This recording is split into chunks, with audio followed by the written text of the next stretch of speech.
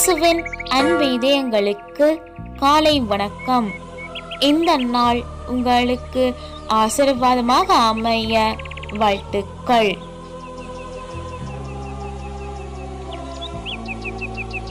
இப்புதிய நாளுக்கான ஆசீர்வாத இறைவசனம் இணைச்சட்டம் அதிகாரம் 20 இறை வார்த்தை 4.